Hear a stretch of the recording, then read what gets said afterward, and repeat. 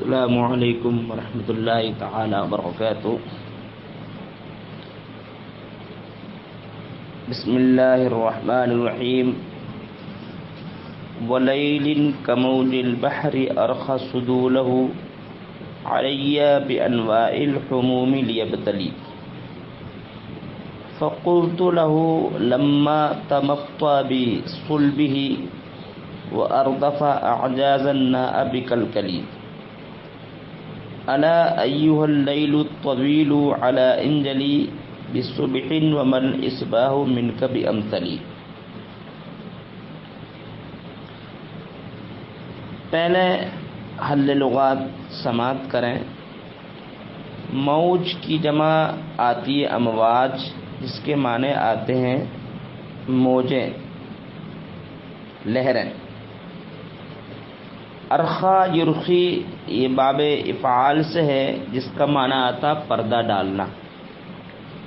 صدول یہ صدل کی جمع ہے، جس کا معنی آتا پردہ۔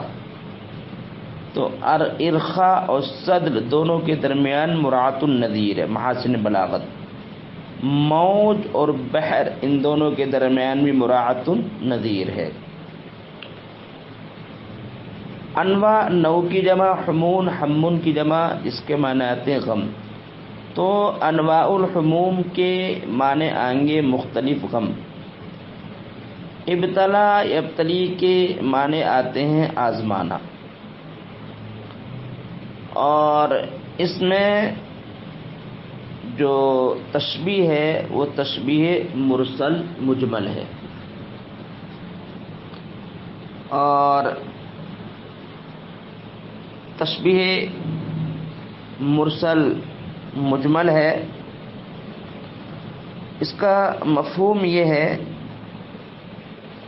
کہ امرؤ القیس اس شعر میں اپنی رات کی تاریکی کو تشبیہ دے رہا ہے اپنے حزن و ملال سے،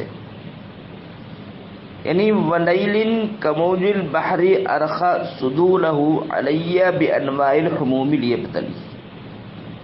واو ربا کے معنی میں بہت سی ایسی سمندر کے لہروں کی طرح بہت سی ایسی راتیں ہیں جنہوں نے اپنے پردوں کو ڈالا علیہ مجھ پر مختلف غموں کے ساتھ، لیبتلیہ مجھ کو آزمانے کے لیے، لیبتلیہ مجھ کو آزمانے کے لیے۔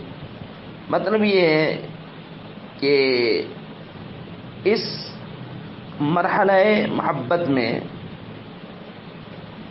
بہت سی آزمائشوں سے گزرا،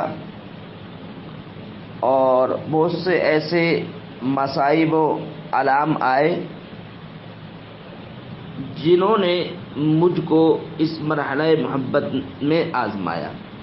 تو گویا اس شعر میں رات کی خوفناک تاریکیوں کو تشبیہ دے رہا ہے اس شعر میں مختلف غموں سے۔ تو یہاں پر اس میں مجاز عقلی بھی ہے کہ بہت سی سمندر کی لہروں کی طرح بہت سی راتوں نے اپنی تاریکی کے پردے ڈالے مجھ پر غموں کے۔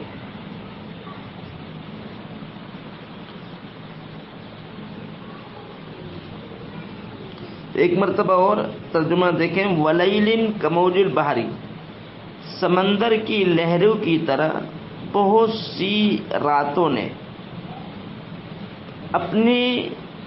اپنے پردے ڈالے مجھ پر مختلف غموں کے ساتھ مجھ کو آزمانے کے لیے، یعنی اس مرحلہ محبت سے میں غموں سے گزرا، مصائب و آلام سے گزرا، لیکن تب بھی اس سے میں باز نہیں آیا۔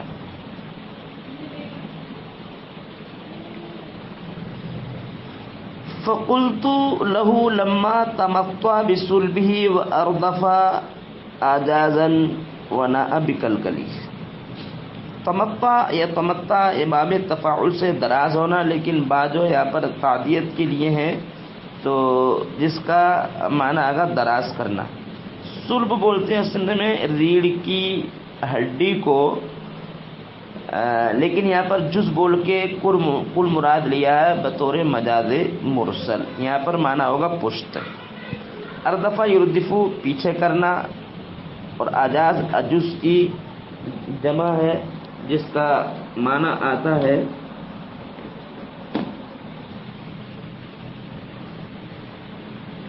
اچھا، جس کا معنی آتا ہے سرین، اور کلکل، یہ کلکل اس کی جمع آتی ہے کلاکل، اس کا معنی آتا ہے سینہ۔ اس شعر میں یعنی مرحلہ محبت میں جو امرؤ القیس بے ہوش ہوا، تو اس بے ہوشی کی حالت کو، حالت مدہوشی کو اس شعر میں تشبیہ دیا ہے جانور سے۔ ایسے حیوان، گویا اس میں تشبیہ ضمنی ہے، جیسے حیوان جب انگڑائی لیتا ہے تو اس کی کمر دراز ہو جاتی ہے، ویسے ہی رات جو ہے مجھ پر دراز ہو گئی۔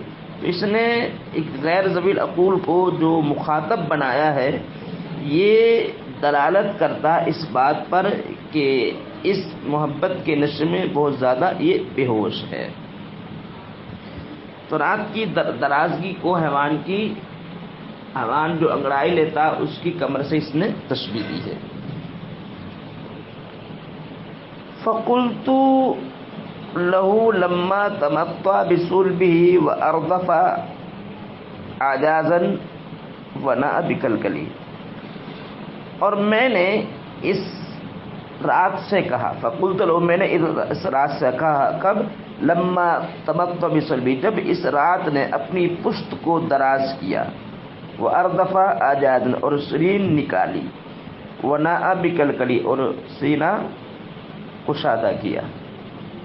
اب اس کا جو مقولہ بعد میں آ رہا ہے، اس میں رات کی درازگی کو حیوان جو انگڑائی لیتا ہے تو اس انگڑائی سے تشبیہ دی ہے، تشبیہ مرسل مجمل ہے۔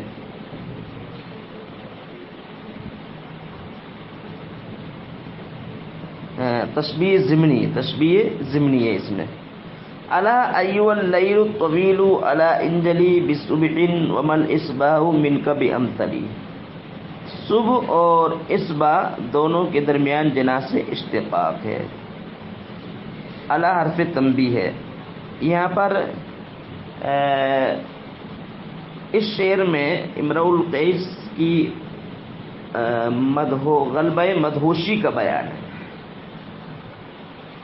جو مدہوشی کا جو غلبہ امرؤ القیس پر طاری ہوا تھا، اس غلبہ مدہوشی کا اس میں ذکر ہے۔ یعنی کہتا ہے کہ اے رات تو نمودار نہیں ہوگی، پھر صبح کو کہتا ہے کہ صبح بھی بہتر نہیں ہے، یعنی جیسے رات میرے لیے ہے ویسے ہی صبح میرے لیے، گویا دونوں جو ہیں وہ ایک ہی ہے۔ جیسے رات میں جو ہے نشہ رہتا ویسے ہی دن میں رہتا ہے، نشہ محبت۔ الا سن ایھا اللیل الطویل، اے دراز رات، الا انجلی، کہ تو نمودار نہیں ہوگی، بصبح صبح کے ساتھ، ومن اصباح منک بامثلی، اور تیری صبح بھی، ومن اصباح، اور صبح بھی تجھ سے بہتر نہیں ہے، ومن اصباح منک بامثلی، امثل کی جمع اماثل، افضل، اور صبح بھی اے رات تجھ سے بہتر نہیں، یعنی جیسے تیری کیفیت ہے اے رات ویسے ہی، اے رات تجھ میں جیسے میری کیفیت ہے ویسی میری کیفیت صبح میں ہوگی۔ وہ گویا صبح اور دن جو میرے لیے ایک جیسے ہیں، صبح اور رات میرے لیے گویا ایک جیسے ہیں۔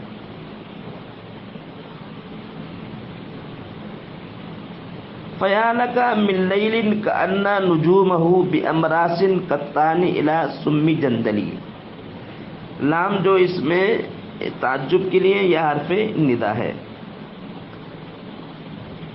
امراس یہ مرسون کی جمع جس کے معنی آتے ہیں سوتے، رسی، قطان مانے سوت، سوتے کی رسی، سوتے کی رسی، سمن یہ اسم کی جمع ہے جس کے معنی آتے ہیں مضبوط. دندل کے معنی پتھر یعنی مضبوط پتھر، موصوف کی اضافت صفت کی طرف. اس رات میں اس شعر میں رات کی درازگی کو بیان کر رہا ہے. گویا صبح نمودار نہیں ہو رہی ہے. مجھے ایسا لگ رہا ہے جیسے کہ اس رات کے ستارے جو ہے مضبوط پتھر سے جیسے باندھ دیے گئے ہوں. جیسے کسی چیز کو مضبوط پتھر سے مضبوط رسی کے ساتھ جیسے باندھ دیا جاتا ہے تو وہ چیز نہیں اپنی جگہ سے ہٹتی ہے. گویا ایسے ہی لگتا ہے کہ رات جو ہے نمودار نہیں ہو رہی ہے. تو مجھے لگتا ہے کہ اس رات کے ستارے مضبوط رسی سے باندھ دیے گئے، اس لیے جو ہے یہ رات روشن و تابناک نہیں ہو رہی ہے.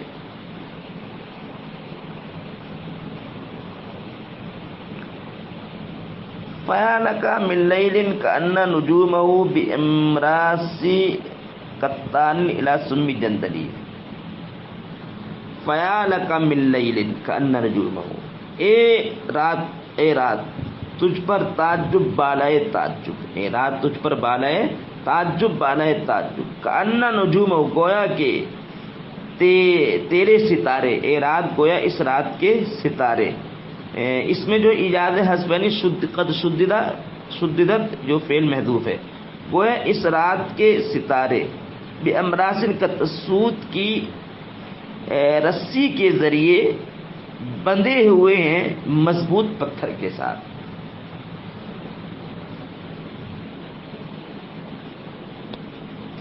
اے رات تجھ پر تعجب بالائے تعجب.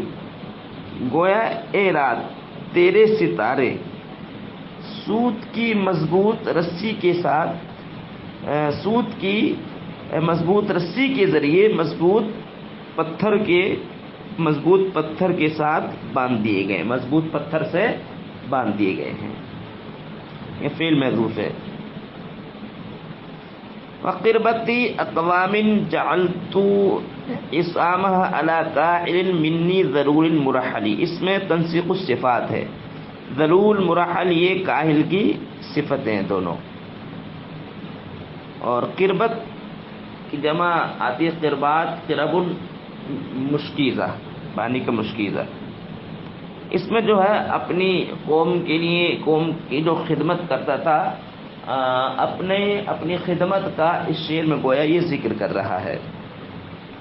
وقربتی اقوام جعلت اسامہ. اور قوم کے بہت سے ایسے مشکیزیں ہیں کہ جعلت اسامہ کہ جن کی رسیوں کو میں نے بنایا. کس پر؟ یعنی جن کو قوم کے بہت سے ایسے مشکیزیں جن کو میں نے باندھا.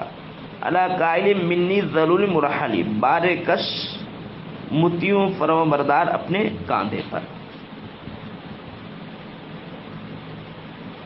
تو یہاں پر قائل ایک کاندھا جز ہوتا ہے، جز بول کے جو پورا کل اپنی ذات مراد لیا ہے یہاں پر مجاز مرسل کے طور پر. یعنی میں نے قوم کی بہت زیادہ خدمت بھی کی ہے، میں قوم کا اپنے وقت میں خادم بھی رہا ہوں. وواد کجوف العیر فقر قفر قطعته بالذئب یأبی کالخلیع المعیلی. خلی کے معنی آتے ہیں جواری، معیل کے معنی کثیر العیال، کثیر اولاد والا.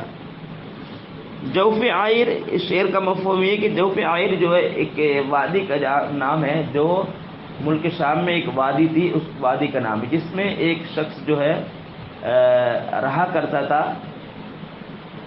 یہ ایک ایسا شخص تھا جو بہت بڑا پکا مسلمان تھا اور قوم عاد سے تھا. یعنی حمار بن مولی جس کا نام تھا، قوم عاد سے تھا اور بہت بڑا جو ہے پکا یہ مسلمان بھی تھا. تو ایک مرتبہ اس کے بیٹے کہیں جا رہے تھے تو اس کے بیٹے پر بجلی گزری اور اس کے بیٹے سب کے سب فوت ہو گئے. تو یہ رب کا ناشکرہ بن گیا، رب پر جو اس نے لعن طعن کی اور یہ جو ہے کافر ہو گیا. تو رب نے اس پر عذاب نازل فرمایا کہ اس کی جس وادی میں یہ رہتا تھا جوف العین جس کو بولتے ہیں وادی، اس وادی کے اندر جو سبزے تھے اور جو نہریں تھیں، دریائے تھی، سب کے سب خشک ہو گئی، اور اللہ تعالیٰ نے آگ جو ایسی بھیجی کہ سب اس وادی کو جلا کر خاکستر کر دیے. تب سے اس وادی کا ذکر کرتے، تو اسی وادی کا اس میں ذکر کیا. اس شعر کا مفہوم یہ امراؤل 23 اس میں یہ کہنا چاہتا ہے کہ میں بہت سی ایسی جوف عیر وادی کی طرح میں نے بہت سی ایسی وادیوں کو جو ہے طے کیا ہے. بہت سی وادیوں کو میں نے اس میں بہت سی وادیوں کو طے کیا ہے ایسی کہ جس میں بھیڑیے جو ہے چیختا چلاتا ہے، کثیر العیال جواری کی طرح.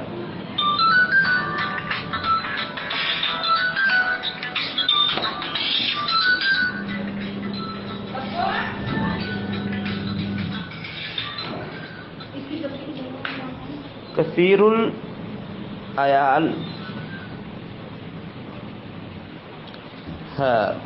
فقلت له لما ابا ان شاننا وادن كخوف العير قفر قطعت بالذيب يعبي كالخليع المعين.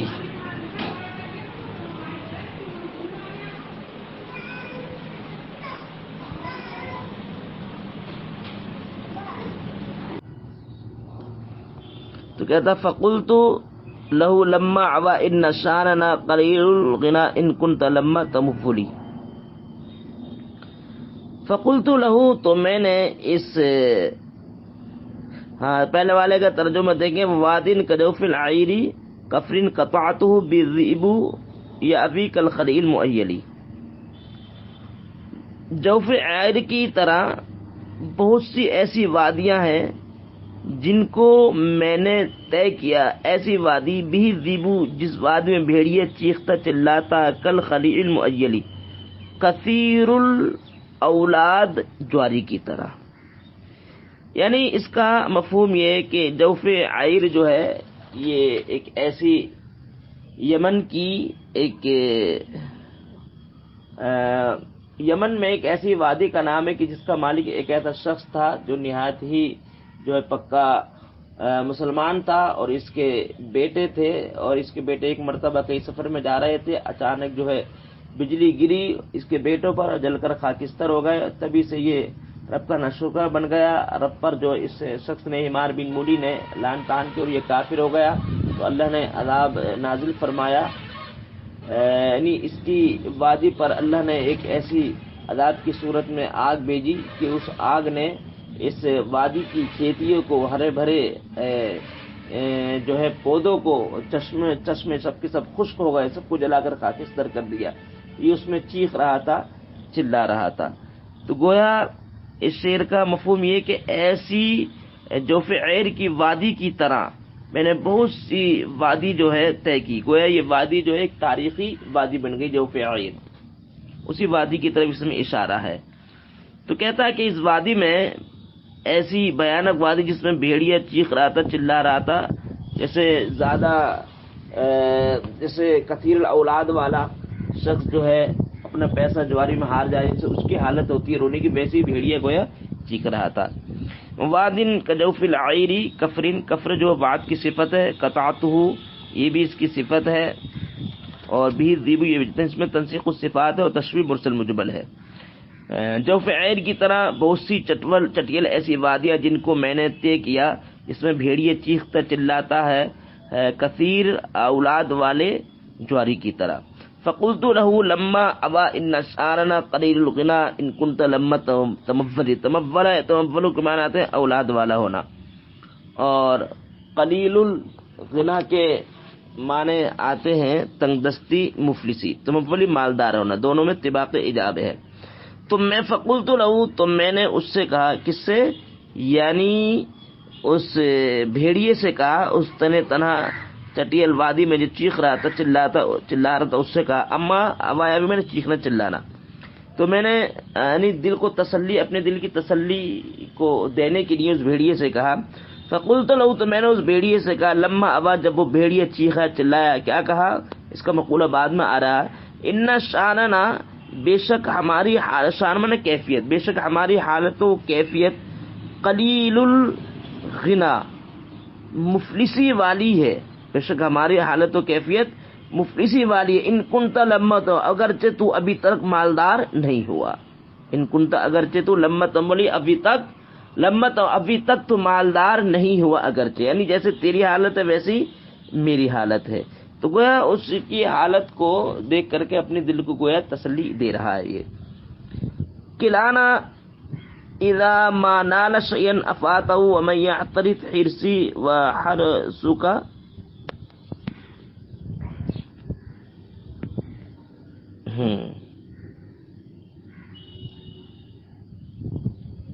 تو اس میں دیکھیں نالا ینالو مانے پانا، اور نالا ینالو کے معنی آتے ہیں پانا، اور افات تو ختم کر دینا، اور احترسا، یحترس، حرس کو، ان تینوں میں جنا سے اشتقاق ہے. کلانا، ہم میں سے کوئی ایک، اذا نالا شیئن، جب کوئی شخص کسی چیز کو پاتا، افاتا، تو اس کو ختم کر دیتا ہے.